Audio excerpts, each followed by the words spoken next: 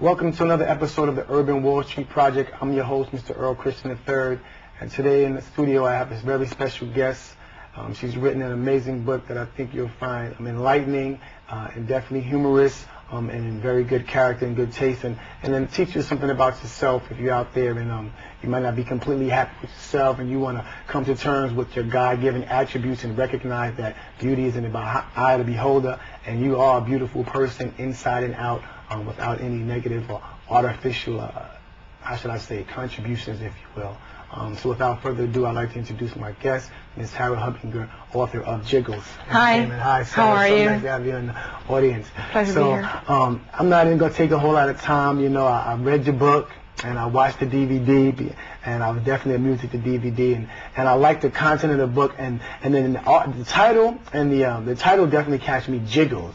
Bakyard Tales, and it's how I fell in love with my big butt, that kind of intrigued me, because I know a lot of people, or sometimes women or the young girls, maybe not always have that same confidence or that level of just concern or self-esteem about who they are and how they look, and they might feel the need to cover up or wrap up and things of that nature. So I wanted to definitely talk to you about your inspiration behind writing the book, and how you came to love your big butt, if you will.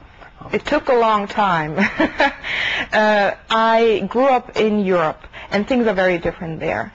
Having a big behind, being curvy, is not viewed as beautiful and sexy per se. Of course, there's always exceptions to the rule, but broadly, no, it's not. So you're insecure and you cover it up. I came here, everything changed. People all of a sudden compliment me. They tell me how beautiful it is. I first thought it was weird, and then I got in the rap of it, and people talk to me. So being a foreigner, an outsider, coming into this, society, and being a journalist, I guess it was natural for me to start writing comments down that people give me on the street. Right. And then from there, this whole thing evolved. Now, when you said that, you said comments, and I remember reading in the book, it was like maybe 2 or 3 pages of just the amazing comments. Audience, you would be, unless you're a woman out there, fellas, you have no idea about how many different comments a woman might hear over the course of the day. And I'm going to ask Sarah if she can remember just a few off the top of her head. Some of the comments that you might get on a passing, beautiful Saturday afternoon. You know what? I just got one the other day, and a guy said, "Baby, you got more curves than a NASCAR, how do you say, a NASCAR racetrack." And I said, how do you come up with that stuff, right? Right. And, stuff like that, just random stuff that's funny, more cushion for the pushing, or, please don't squeeze the charmin, stuff like that. Right. Some is racy, like the pushing for the cushion. Right. And some is funny, and I guess, also on how your mood is at any given day, you react. Right, and I think that's one of the main points, is how you're feeling about yourself on that particular day. It's a good morning. Are you in the mood for compliments? Are you not in the mood for compliments? Do you feel the need to be, told about your backside, and because you know what it looks like, but then again, some of us may not actually know exactly what your backside looks like because you can't look at it. So we're going to talk about that, but I want to talk about the fact that you are a businesswoman, and I like that, because it's the Urban Wall Street Project is about entrepreneurialism. It's about people that are being proactive and doing things and capitalizing on their talents and utilizing their talents to create revenue, because that's what it's all about. So if you can give me a little history, I want to know what inspired you to write the book. Whether it was, just give me a little background. What inspired you to write? Well, the big change for me, growing up in Europe, actually always wanting to have my behind liposucked, and I'm not lying. Okay. I really was like, I got to get rid of this. Right. And then coming to terms with it as I grew older, even over there, but still like having spreaders around, the behind. And then coming to America, I'm here 6 years now, and all of a sudden, a complete surprise hit me over the head. It's beautiful. It's not only, okay, it's actually considered as beautiful to have a big butt. And how is that possible? Right. So I had a boyfriend, and he told me about it, of course. Right, of course. It went from there. And again, I'm a journalist, so it was natural for me to start writing things down. Right. And that's something. I mean, I guess the fellas in the States, we're probably sitting here a little bit baffled by the fact that in Germany or in any part of the world for that matter, a big butt is not looked upon as beautiful and coveted, if you will, because that's what we like it like that. You know what I'm saying? But I want to talk about. I'm not going to just completely talk about the physical aspect. I definitely want to talk about the inspiration and the need and how you came to do it. Now I'm pretty familiar with the journalism industry, and I know getting things published is not always an easy task. So for individuals out there, and this is the business aspect of it, we have the fun part of it and the joke part of it, but then the business aspect of it is, it's a business, and it's something that you have to be very knowledgeable of if you want to succeed in it, and you have to know exactly, be knowledgeable of so you don't fail in the sense that you don't want to do it the wrong way. But tell me, so I know there might be out there young girls who might write different types of books, whether they're street tales or urban tales. Tell me your ordeal, or how was you getting your book done? What happened is, when I finished it, I was trying to shop it around, naturally, to publishers and then to agents, no avail. It didn't work. They all laughed, they all said it was funny, I got very good feedback, but it was just not the right time or not really for our catalog or whatever. And I finally found an agent who's been shopping it around for over a year. We've gotten great response, but nobody's taken it on. Of course, also, I'm not a big name journalist or celebrity. If I was that, no doubt the book would have been published. So I was tired of that after a while, and I decided to self-publish the book. Okay.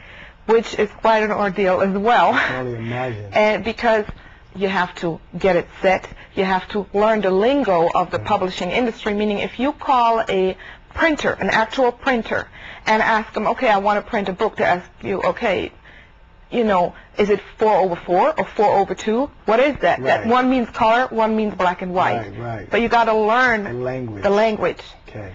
Then you're going to have to know how many you want, how thick the paper is going to be, how, the measurements of the book. Right.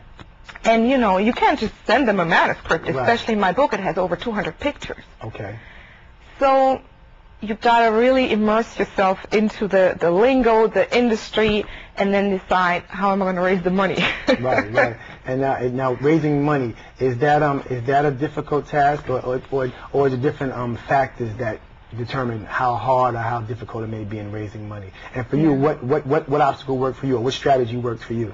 Well, money is always a problem. I'm not rich. Right. My mom helped me out. She liked what I was doing, so she said, I can, give you some money. In the end, the whole thing to publish cost, it was 5 figures. And I had to use several credit cards and match them out, which I'm still paying off. Right. Hey, Robert Townsend did that for Hollywood Shuffle, so hey, I'm telling you. Okay. And I also was able to get a loan, actually, with a very good agency. It's called Action New York, and they give loans to small business women-owned companies. So that's interesting for any female-owned company.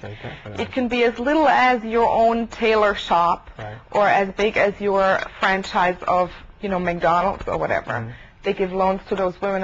I don't even know where I read something about them.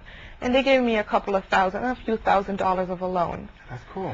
So, it was patchwork together, that money. And then... Now, the process, would you say, because a lot of people don't realize, a lot of times in America, we always into that instant gratification. And the reality is, there are no short-term answers to long-term problems or a long-term issue. So, of course, with all of that you described, that's a process, and it's timely. What would you say is a feasible timeline or a realistic timeline a person should give themselves if they're interested in writing a book, and the whole process from writing it to getting it published, whether it's self-published stuff? How much time do you think they should be ready to commit to? From the time I started actually writing down the first comment into having it published was 3 years. 3 years.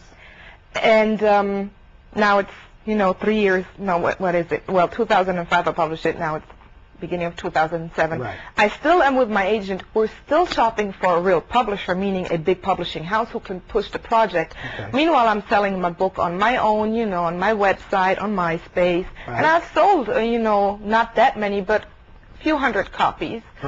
And so it is quite a long process. I'm sure. But I will tell you, and for me, when I read the book, And I said, you know, sometimes, you know, it's difficult. People might look at books. A lot of times people don't like to read, unfortunately. Yeah. But if we know what the content is, we may read. And I think, me personally, not to call it a sleeper, if you will, but I think your book is the book that if somebody doesn't want to read it, and they have it, they don't read it. But once they read it, they're like, oh my God. They will tell somebody else about the book because the content is, like I said, I love the way you put it together. You know, it talks about the different catcalls you may get, but then it talks about, you know, the self-esteem and overcoming, you know, the barrier of how you felt in Germany, and then actually the process of writing it. So it covers the wide spectrum of, it's like a whole story, and the story is told really well. And then it's funny. It's funny and it's tasteful, you know what I'm saying? That's what I liked about it. It's tasteful, and then the DVD complements it extremely well. Now I want to talk about something because unfortunately my audience members, they don't have the honor of seeing the woman in person like I'm seeing her right now. But if you buy the book and the DVD, you will definitely see her. Well, there is a DVD with the book, which we hadn't mentioned. The DVD is a part of the book, so that's a good thing. Yes. But tell me, I know sometimes walking down the street, I'm a guy, you know, I'm pretty conservative with the catcalls. I'm not really that guy. I am the looker. I am one of those guys in there. I am, because there's several types of lookers you described. I'm like, oh, yeah, that's 5 me. of them. I think I'm number 3. I'm definitely the turn around. I'm the turn around, and I don't care who. Yeah, oh yeah, you know I'm looking, and you can watch me. It's all good. Turn around and look. It's fine. Yeah, you know what I'm saying. Very respectful, but so, you know, for sometimes, you know, young girls, you know, I know they may have insecurities, and they with their friends, and you know, they might have a jacket around them, or they put their book bag behind them, or their big purse, or they want their friend to, you know, walk and try to be an obstruction, if you will, for somebody that might be watching. Have you in New York experienced that? Yes, of course. There are days when I'm not on top of my game, and when it's just getting a little much to be stared at. And that's not to be conceited. Everyone at some days gets looked at more than others. But it's not even me that gets looked at. It's the butt. Right. So sometimes it is a lot, and then you get comments that sometimes are crude. So I have been known to say to a girlfriend, hey, can we, you know, like let those guys pass, or can we just like stand here for a second? So right. And speaking of, I think as I was looking at the DVD, I saw a clip, you know, where you talked about, you had a friend who you were interviewing, and she was addressing, you know, how she felt about that particular situation. And I think if we have the clip, we can actually go to it and see a little piece of that.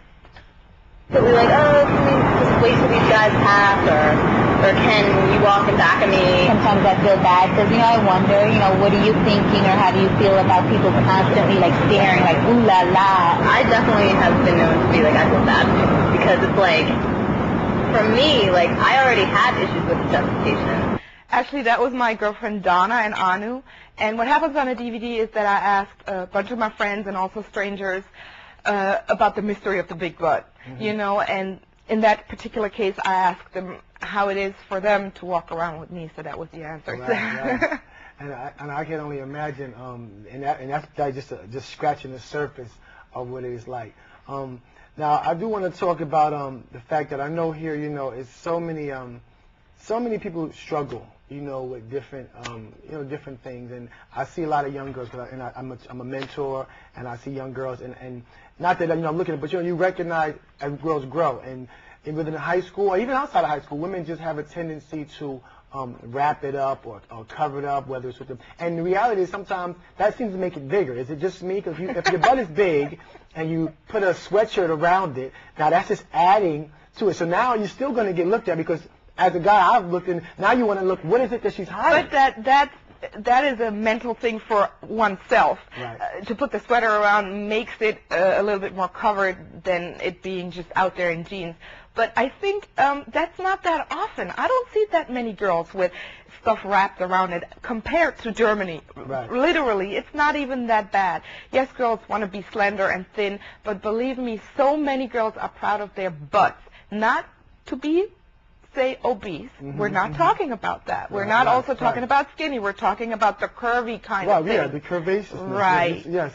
So, you know, and I mean, it's been, I don't know, coming into fashion lately. Yeah, it's definitely becoming into fashion lately. And it's good that you say that. And I recognize, you know, as I was reading the book, you know, you have different celebrities or just people, you know, all of a sudden now in the past maybe 6 years, the big butt is cool. Now, you know, in African American women, when they've been portrayed in films, whatever, the big butt has always been there, from Pam Grier to maybe Angela Bassett or Halle Berry or Cicely Tyson. You know, I'm watching Let McGee's from the 70s movies to the 80s and 90s. We've seen that. Well, Halle Berry, I'm not so sure. well, you know, I guess depending on the angle or the shot. Right. But, you know, as far as, you know, America, you know, she had the amazing figure, and she does have it. Not so much of a big butt, because there have been some butts that's a little bigger, you know. But now definitely, I feel that women are definitely a little bit coming into, you know, appreciating it and understanding it. And it's amazing because it's not like men's comments have changed. It's not like they've upgraded their comments, or their comments a little bit more tactful. It's pretty much. It's become mainstream, though. More mainstream. You see it a little bit more in videos, you know, stuff like that. Right. And but I guess, you know, 50 years ago, especially African-American men have always appreciated curves. Most definitely. So have Latino men. Right. But white America, maybe not so much. White America. But even guys in New York, especially, Caucasian guys, completely are into that too. Not, again, I'm generalizing, right, but much more than, you know, in Europe. Okay. And now, that's real, you know, thinking about Hollywood, because Hollywood definitely did not accentuate the big butt. It was, you had to be a waif to the point that you could just be like blown over. But now, you know, we have some celebrities or a few female celebrities that have crushed into the market or smashed into the market, and now the big butt is fashionable. And we want to talk about that. I know, like I said, once again on the DVD I was reading it, and you talk to you know, different individuals, some professionals that addressed you know, when the particular big butt came into play. I talked to a surgeon about buttock implants, because like breast implants have been around for a while now, since a few years. There have been such things then as buttock implants. And he explains it to me how it works, and whether silicone is better or your own fat that would be harvested. So anyway, he was talking to me about that, and it's interesting that has even come into business, you know, women having their booty made bigger. Right. And that's amazing. And I think that doctor you was talking about, I think we have a clip of that doctor as well. Well, he's not talking about the augmentation. He's not talking about the augmentation, just when all of a sudden the big butt started to become mainstream, and when people really started recognizing, like, hey, this might be a nice thing. Can we go to the clip?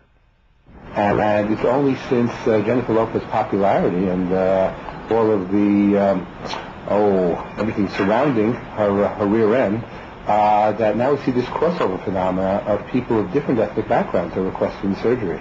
After Jennifer Lopez, to me, that's when, you know, Caucasian America said, listen, this is accepted, you know? Because before Jennifer Lopez, they thought the prettiest girl in the world was someone else, you know, like someone skinny. J-Lo celebrated for a minute, you know, people was fascinated by it, but you go to the hood, that shit is regular. A fat ass has always been a fat ass. Now it's a fat ass. You know, just amazing looking at that clip and recognizing it. And now we see, you know, the big butt is celebrated and Hollywood embraces it. But, you know, it wasn't always that way. And actually, you know, in years before, well before, it was even an individual who had a negative experience dealing. I believe her name was Miss Sarah Baartman. I read about it in your book, and I want to thank you because I had never even heard about her. But talk to me and talk to my audience about Sarah Baartman and her ordeal. Well, Sarah Baartman lived in the 1800s. She was a woman from South Africa who had an exceptional behind. She had a huge butt. Now, anyway, she was being asked to come to Europe and appear in freak shows. She agreed to that because, of course, she couldn't make money with that. And, you know, back in the days, they had these freak shows where, like, little people were, or, you know, Siamese twins and whatnot. And she appeared in those. But what happened is that it was very derogatory. And she was naked. She was portrayed. And, you know, time went on. And human rights groups asked to stop that. And actually, she asked also to leave those freak shows. She was not allowed to. Wow. And that wouldn't, you know, that's impossible. She was not allowed to because they apparently said they paid for her fare to come, you know, to Europe and whatnot. Right. Now, what's even more shocking is that when she passed away, In the end, she even went into prostitution, but whatever her life, you know, took its path. She passed away, and what they did is they cut off her behind and her genitals. They preserved them in, I don't know what they do, alcohol and whatnot. And actually, that stuff, you know, the cut of body parts were shown in a museum, which is horrifying. Definitely. Horrifying. Definitely. Now, what happened then? I can imagine seeing J-Lo's butt in a anybody's butt. That's crazy. It's unbelievable. Yeah. You cut, how dehumanizing is that? You cut that off. But what happens is that then the South African government said they would like those body parts back. They would like to give her a proper tribal burial. And it was a French museum who owned those pieces. They said they can't give it back because if they give that back, they have to give a lot of looted art back, you know, throughout centuries, whatnot. So the government fought South Africa, and only it's not in my head right now, but only recently, I think in the 70s, they were able to get those body parts back, and then they gave Sarah Baartman a proper tribal burial. She is now buried, or her body parts are now buried in South Africa, which is some kind of a happy ending. And what, of course, for me, we are, you know, we have the same name, Sarah. So that was I don't know, I dedicated a book to her. That was big for me. Yeah, and I recognize that. And when I came across that particular section in the book, I mean, I was astonished just to hear, you know, just about it, because the reality is, you know, it's just amazing how twofold it is, especially if it's in Europe. You know, a lot of things happen to, you know, African Americans here in the early 1900s or the late, excuse me, I won't say the early 1900s, well, sometime in the 1900s, but definitely in the 1800s when it was slavery and body parts from black men and black women being, you know, mutilated and preserved, you know, here, but not from the same perspective, not to be shown in a museum, and just to know that, you know, someone was brought somewhere under the premise that it was going to be a good situation. And then you get there, and it kind of made a mockery of, you know. Until at one point in time, the big butt was made a mockery of, and then, you know, just I don't know. That whole way it was treated was just bad. And now it's like it's a great thing to have a big butt. People spending $7,000 per cheek, you know, to try to get their butt raised and lifted and looking right. So I definitely like, you know, some of the historical content because it talks about some of the good, some of the bad, some of the positive. But now I want to talk about just, you know, the book itself. The book itself is... The book has many, many parts. This is just... history is a little part. Buttock augmentation is a little part. How to eat in order to get a bigger butt. You know, what are the right clothes to wear? Because girls think, oh, my God, you know, what kind of pants can I buy? You know, it's the view of men is a part of a book. The view of women is in the book. So there is many, many chapters that talk about different aspects. So mostly it's funny. Of course, history, you know, sometimes it's tragic. So it switches up. But I have gotten good feedback. People have said they have laughed out loud reading the book. So it's not, you know, if you want to buy a book and expect naked behinds, that's not it. There is a chapter in there about sex, no doubt, because, you know, it's part of it.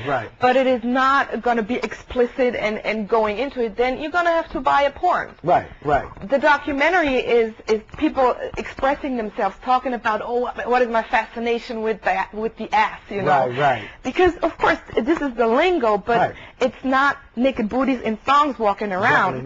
You're going to have to buy a magazine for that. And not on a DVD either. It's very tasteful, and that's what I like. It's not, if you're buying it, if you think you're going to get the DVD or the book and see just butts and thongs and just, you know, just looseness, you're missing it, because it's not, first of all, you're missing it, number one, because it's not in the book that way. And it's very tasteful, and it's a whole nother message in the way she delivered. That's why I say it's a well-constructed book, and you can see a lot of time and effort went into putting it together.